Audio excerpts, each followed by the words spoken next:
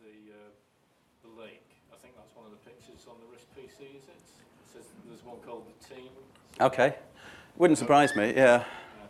Yeah, because it's a lovely little thing. It's, in a little business park. It's got sculptures and trees and, yeah, it's really nice. It's in the middle of the village I live in, actually. And that business park is built on the site of a jam factory. It's built Chivers Jams. Yeah? So that's where they were made. They were made in this village. And then as the manufacturing technology improved, they didn't need all of the land to make the jam on. So they built a business park on the front half of it. And there is still a jam factory. They still make jam in Histon. So, but it's for some other company. It's been through several hands since. Bit like what I was doing with the computers. So did thin clients actually get taken up? No, not really. Not RISC OS based ones. No. Because I know there was some stuff. I think Castle did some stuff. Yeah. Or was it Kumana did some thin client stuff? And we're looking at taking it to hospitals and basically stuck a SEC 500 on the back of a CD, and that was like an information display thing. Yes. Which could be remotely controlled. So it could be like patients waiting or stuff like that. Yeah. Well, so there was quite a lot. Yeah, I mean, conceptually, it sounds like a brilliant idea. It just never quite caught that moment when people went, oh yeah, we'll have 10,000 of them, and we'll kit out all of this. Because if that had started to happen, I think other people would have done it. There were some quite sizable benefits for thin clients in terms of what they could do and how you could manage things, and all the traumas of IT management these days of passwords and versions and all those kinds of things that people have to handle with all the different devices, you wouldn't have had. It was basically like a terminal, but a bit smarter and with the processing more locked down. Yeah, yes, I would have liked. Yes, you thought that could really fly, but no, no, it never really did. And I guess the need for the control didn't work, and people went more independent, I suppose, is what really happened in the end. Because I know the low power would have been a good selling point, because I think there was a thing that was saying, like, when schools went over from RISC PCs to normal PCs, you needed an extra technician and some air conditioning. Well, you need air conditioning, and also the noise level goes up. So these things were silent, so there was no noise, so that everybody could talk to each other normally, whereas once you've got fans running, there's, if you've ever been in an office when the power goes off, I don't know if anybody's had that experience, when there's a power cut, and it suddenly goes, ooh, and you go, wow, is it quiet in here or what? I used to work at Leeds University, and we had some Pentium 4s. It's almost like having a lawnmower going on at the time. Yeah, it would be. And they still are, even now. I mean, even laptops that run fairly low power will crank up the fan when they get going. Yeah. Yes. Yeah. When we sort of started to first hear about Acorn, probably before your days. Yes, it would have been. Yeah. Chris, the sort of word was, and the true story was, that when they started to make the BBC computer, when they got that contract and started to make that, they expected to make a fairly small volume of them, but that was grossly exceeded in the sales that they actually haven't done, turned into $1 million or something. Yeah. So, how much do you feel that shaped Acorn's philosophy? Did they believe they could do that again? Oh yeah. Oh, absolutely. They believe they could do it again. Yeah, absolutely. And to some extent they did. To some extent they did with some of the machines in schools. And also the vision was that the thin clients would be that again. Well, why wouldn't they be? They're really small, they're cheap, they're neat, Why wouldn't you have loads of those around? Because they're really easy in comparison to the cost of the equivalent computing hardware from others. So, yeah, I mean, you're always looking for the next big thing. I mean, that's kind of what happens when you... But to some extent, a technology business has to do that, because if you're not part of the next wave, you're behind. Witness companies like Nokia that were the absolute leader in handsets and then suddenly disappeared and fell off a cliff. So you kind of have to be with the next thing and up with it, or you're not. And so it's obviously difficult with the scale of an American market to compete against the big American players, Windows and Intel and Apple. How were they intellectually to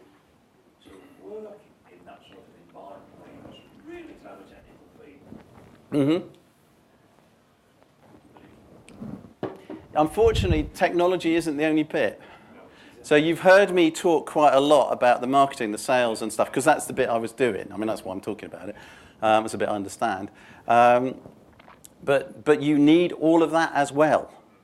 Just having, and one of the things that's occurred to me, having been through this and various other things, is that if you have a product that's better than someone else's, you think people should buy it because it's better. Because you know it's better, because it is. Right? Okay? Objectively, on whatever metric you choose, you know your product's better. If you're trying to sell a product that's worse than a competitor's, that's quite hard work, because you know their product's better than you, so you have to work really hard at selling it. And since you get paid based on what you sell, you work very hard at selling it. And so you get good at doing that. And eventually, as you sell more and more of those, that product gets better. But also you get better at selling it, at marketing it, at getting people to buy it. Even if it is the worst product, it doesn't matter to you. You still, so you actually get more and more efficient at doing that. I mean, the old joke about Windows was, you know, it's got the blue screen of death. You know, now it's customizable. You can have green, pink, or yellow. Yeah, it's that kind, but that's not as far removed from reality as you might imagine. It's just take a weakness, turn it into something, and push it like mad because we've got this, and they don't have that. It's like, well, we don't need that. It's rubbish.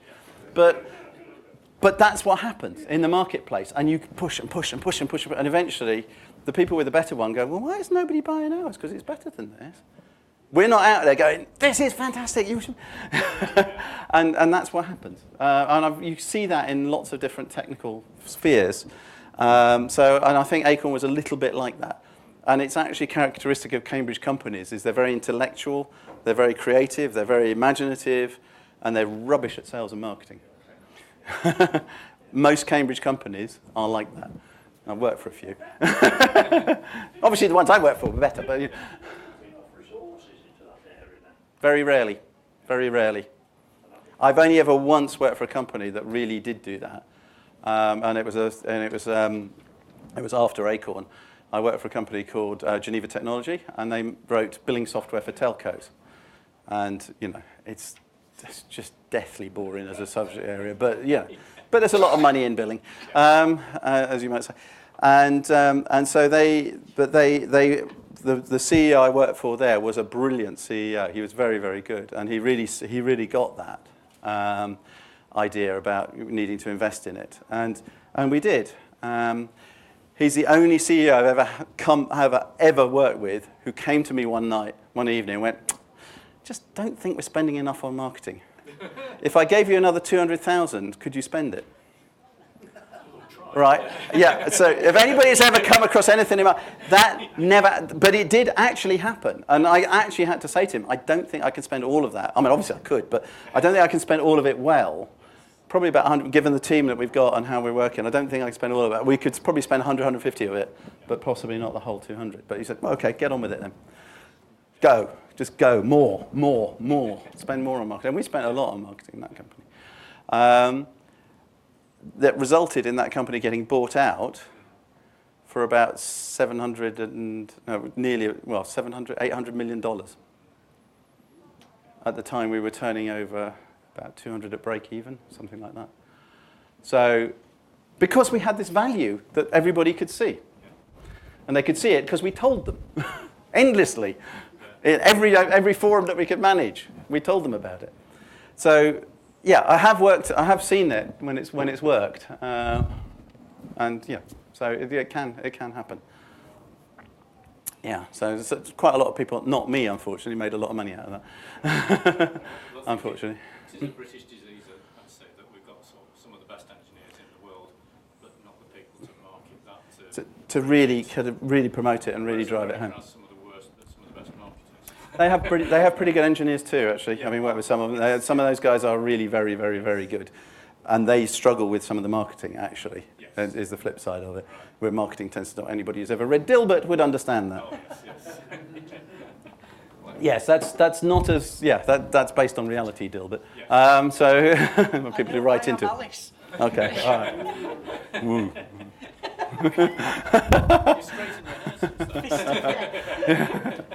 But yes, so it's quite exciting. But you know, it's hard to know what else we could have done from when I started with Acorn, because part of you alluded to the fact they suddenly had to ramp up production when they weren't expecting to, and that stresses a business. Really stresses a business, and you're always playing catch up at that point.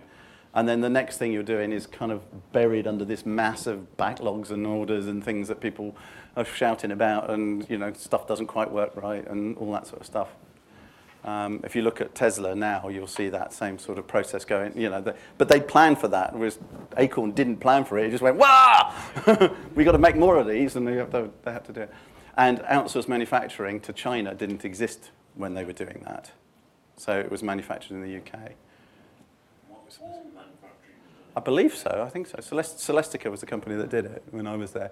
We did while I was there. No, that was somebody. That was the other company. No. So yeah. So that migrating stuff offshore was not a thing back in the 90s. It came much later than that. Or, you know, it came quite a bit later. So yeah. Okay. Well, the day that Acorn collapsed and you went down the pub. Yeah. Was probably at the time one of the worst days of your life. Have you ever worked for any company since where you felt that same buzz and excitement? No, really not. I mean, the stuff. What's really interesting when you look back over, I wasn't there for very long. It feels like quite a long time, actually. Yeah, so 95 to 98. Not a terribly long period in any company, but when you actually look at what we went through reorganization, we went through different divisions, we went through setting up this, we went through that, we went through an attempted MBO. It's like, in that small space of time, went through quite a lot. And Acorn was always a bit like that. It was always right on a hairy edge of doing something that was completely off the wall and crazy and everything else. But yeah, so no, I haven't really felt like that. And as we went to the pub, I said to the team, do not be despondent. Celebrate. And they're like, wait a minute, we just lost our jobs. What are you talking about, you idiot? I said, no, we should celebrate what we've done. We did some amazing things in the last year or two. Okay, it didn't work out, but we did some amazing things. You know, celebrate that. And I celebrated that night, and one or two others celebrated rather longer, like 2 or 3 days. But you know, it was quite a lively. Yeah, it was quite a lively place to work. So it was a learning curve, but a worthwhile one. For me personally, I've never been in anything quite like that ever since. I wish we were able to have done it better, is my big wish. Particularly the MBO bit, if we'd been able to do that better. Whether thin clients would have taken off if we'd actually been flogging them, I don't know. But it's possible. It's possible. I mean, there might have been, yeah. I think, yeah. And it might, you know, we would have had to experiment and shift and do all the technology stuff of like try this, no, try that, try this. Move it on, but I never quite managed to make the numbers stack up. Basically, I was trying to hold on to too many people, was what happened. Rather than having a small core team of half a dozen engineers and that's it, and one guy doing manufacturing, I tried to keep 4 or 5 doing manufacturing, 10 or 15 engineers, and it doesn't work. It just didn't work. Had to have taken it much smaller to let it grow again. But yeah. In hindsight, and I did have somebody tell me that about 2 weeks before they kind of closed down the whole MBO thing. But by that stage, it was just too hard to even countenance, rip up everything I'd done, strip out some of the products, put in something else, put some different assumptions in. Yeah, it wasn't easy. It wasn't an easy process, but it was. Yeah, it's a real pity because we were working on a new version of RISC OS at that point. Yeah, I mean, to go with RISC-PC, to go with Phoebe, to go with RISC-PC2, we had a new version of RISC OS with some really whizzy features and all sorts of stuff that we just left in a big smelly heap because nobody wanted it anymore at that point until it got resurrected. And it's still going. That's what I couldn't get over because I met the guys doing it at the moment because I did a similar talk in London a few months ago. And he was there, and you know, it's kind of like he's trying to market it still. So it's not gone completely, which I found amazing, to be honest. I I actually demonstrated RISC OS to a bunch of, shall we say, silver surfers. Okay. A few weeks ago, and I said, well, in essence, we have this in, what was it, 80? 89, 90. Yeah. I mean, it's just, yeah. So what excuse does Microsoft have? Yeah. Yeah. And they were all impressed.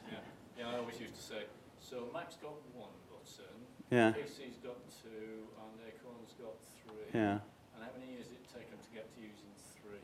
On a Windows machine. Yeah, I know. It's just crazy. It's just, yeah. And even to this day, there is still nothing that's better than Draw for doing random diagrams. I mean, it's just, there is no product that matches anywhere close to what that could do. It's like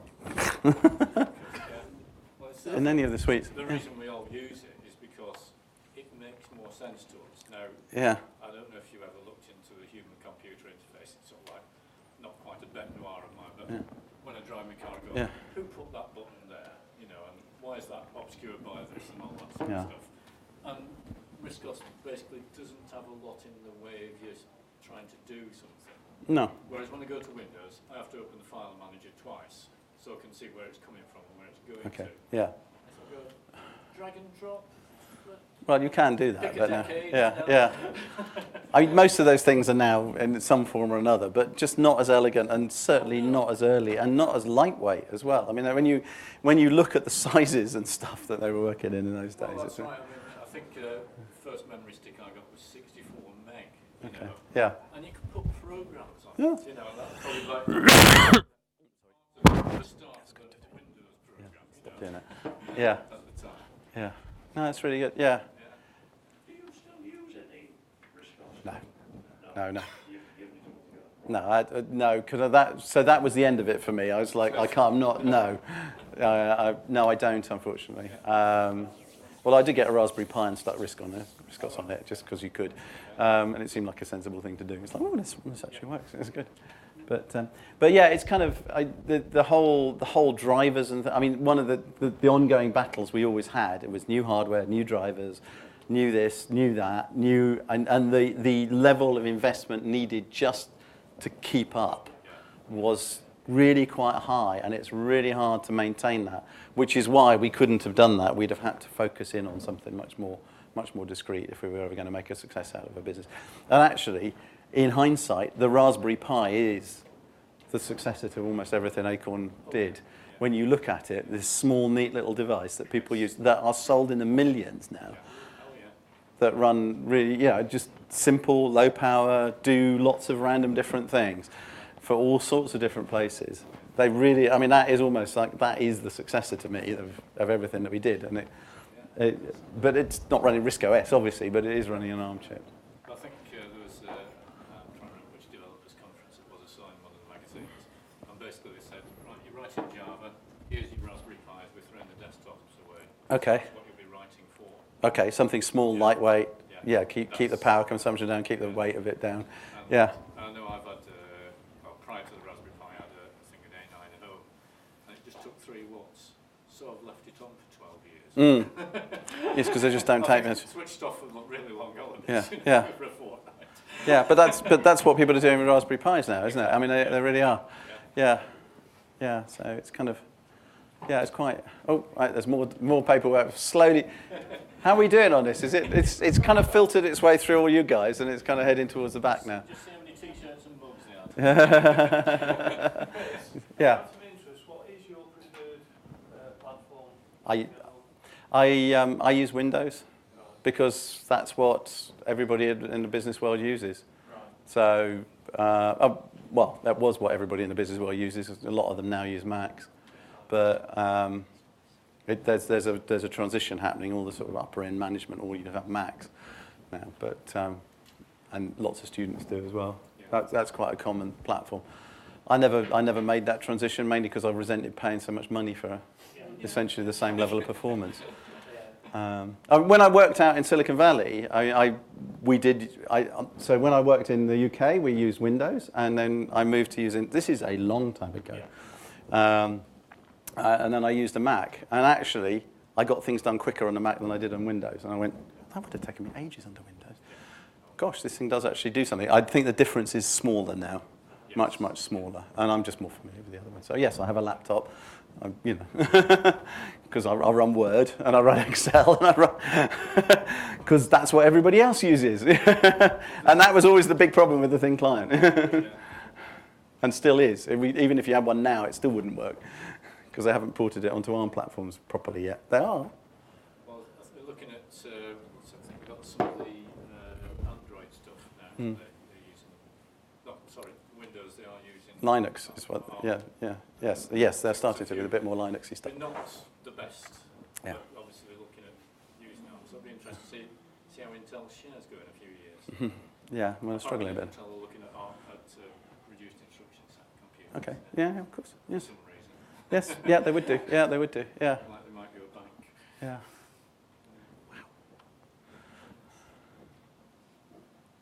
So yeah, so that's kind of what it was like inside. What else have I got lurking about here? I've got a couple of annual reports from various different times. If anybody's interested in those, so you probably already saw those, I'm assuming, because they were all public. It's more the business plans was the main bit I wanted to get out and just to let people and things like the stock lists and stuff like that. That they're kind of historical now. Yes. Not now we've moved to that sort of phase. Yeah, I was just going to ask Chris. Yes. To me, those documents are really, and surely out to you as well. I could spend hours and hours pouring over. Have you got them scanned in? I haven't. No, I haven't done. I've never done that. I would just. It'd be great if the community had copies of this stuff on Yeah. the internet somewhere. Okay. Yeah, I'll have a think about that. Because I did actually have I do actually own a copy. Oh no, I probably better not say that. I'm on tape. But yeah, so I have to be a little bit careful about what's sensible to give out and stuff from some of the other bits and pieces I had. You got to think about GDPR and things like that. But yeah, and other commercial confidentialities. But no, because those were ones mainly that I wrote, like the Project Neon thing was stuff that I was working on. So I feel more, and doesn't matter to anybody now. But yeah, so yeah, interesting. You'd actually spend time looking at that. Okay, interesting. Okay, I'll have a think about that. Yeah, I don't see. This is all I have. I haven't got electronic version. Well, I probably do have somewhere. I don't know, but. As you say, basically switch the company off and. Yeah. Well, that's it. Yeah. So. Nobody had any data anyway, did they? Really? No, we didn't take anything. I mean, these were bits I'd had at home from working on them, basically. So yeah, so all the rest of it stayed really. Yeah. Okay. Interesting. All right. So that's actually it's interesting. That's actually because it's quite interesting when you go back in time looking at the thinking. I mean, actually, even now looking at them, it's like, I wonder if we got that right. Because with the benefit of hindsight, you can then see what would have might have happened, which I haven't ever done. Well, it must be the catch of business planning. How can you plan for all the eventualities? Well, you can't, but you have to give it your best shot. It's best guess to some extent, isn't it? Yeah, and it's working on what your assumptions are and what your models are, and making sure that it does at least at some level add up. Yes. And if you do that, then actually you can get quite good. You won't predict everything, but you can anticipate some things. There's a certain amount of work on those sorts of things you can do. But mainly, the audience for that wasn't me. The audience for that was the people who were going to invest in the business and give us the money to do the MBO with. And so that's why it has to hit a certain level of crispness and clarity. And we never quite got there. If you saw from the July Arthur Anderson letter, there's this problem, this problem, this problem, this problem. They were working with me on that, and then they write a thing like that. It's like, guys, maybe you could have mentioned some of this, and we might have been able to do something about it. But yeah. Investors are interested in the risk minimisation. Yeah, of course. Yeah, I mean, they want to make sure they get their money back. Yeah. If you ever watch Dragon's Den, it's exactly that's the pitch for Dragons. That's a Dragon's Den type pitch, except the numbers were quite large. Measured in millions rather than in thousands, and the risk was enormous because we had no idea whether anybody was going to buy this stuff. We didn't have a proven market or anything. But if it took off again in the same way that the BBC did, then the profits were potentially enormous as well. Yes, like any hardware business, if it goes well, you do make a lot of money on them. You do tend to, or you used to in those days. I think probably less so now. But Even so, Apple and people manage to make money on it. But yeah, you can make money at hardware, but you need scale and you need volume to make that. And that's what we were really trying to gear for, and trying to keep as much of the community. The beauty of working with the community was that there were all sorts of things that popped up out of it that we could potentially use. So there was a guy that did a line export to the RISC PC. I actually met him in his bedroom. That's how it was done, But there was one guy working on his own, had done all of that, and you're thinking, how on earth do you do that? but there were all these kind of little amazing things going on, all the way scattered around in all sorts of places. And it was, if you kept that going, then there might be something really good that might make a big difference on a large scale later on.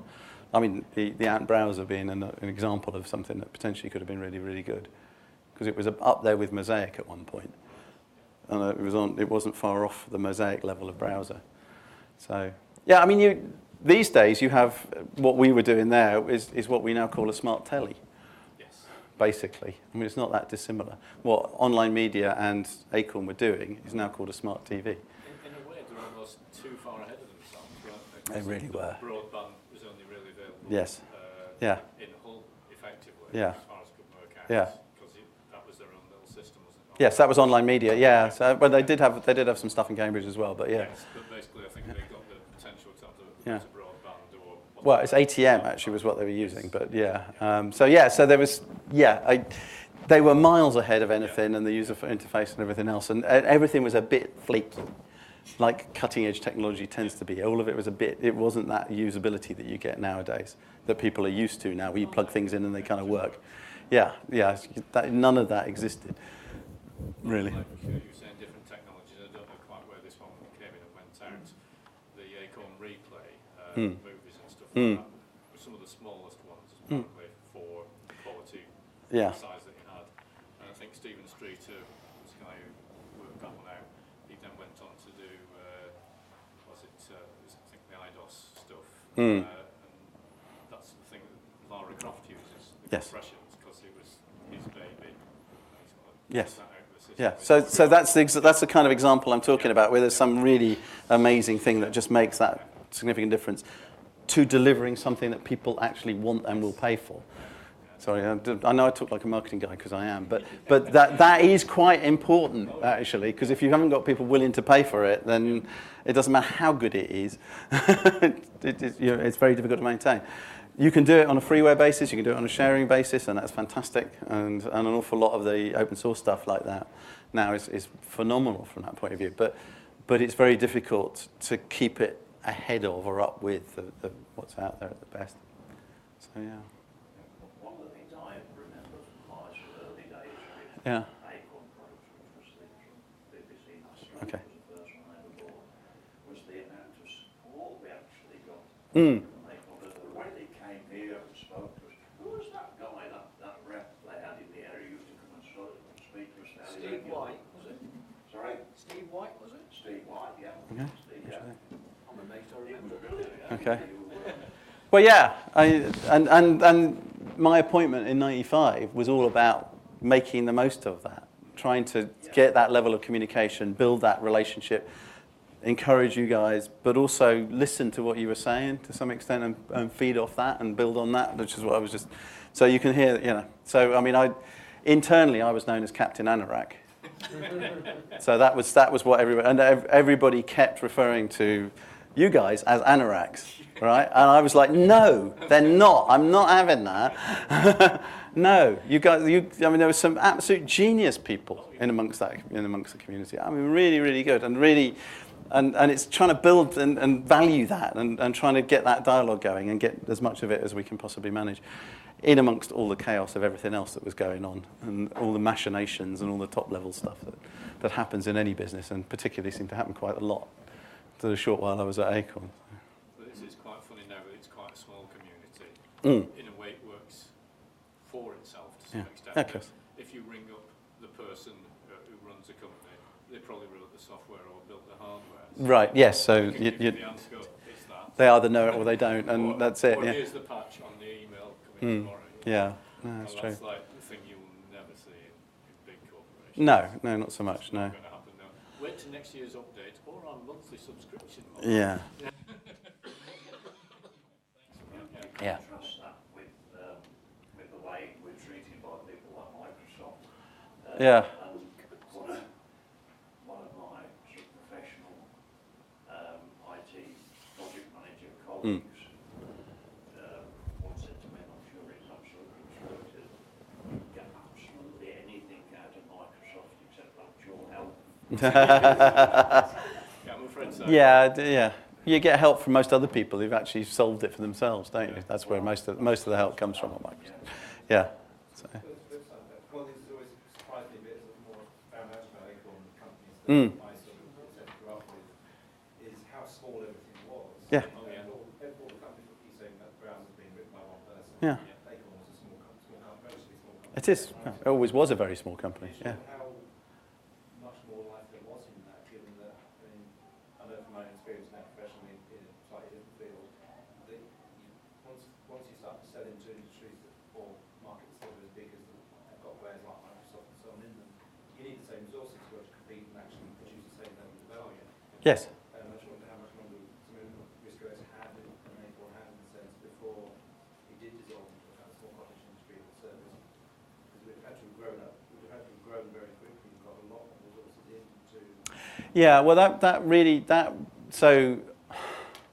so when you look at the shift that happened when they moved to Acorn RISC Technologies, which was the end of '95, that was a strategic recognition that time had come, right? So they had decided at that point that the computer business they weren't going to win in, but we did have some really neat technology that could do interesting things. We just didn't quite know what yet, but if we could figure it out, then we could probably sell a big lot of them. And that was the mission of Acorn RISC Technologies.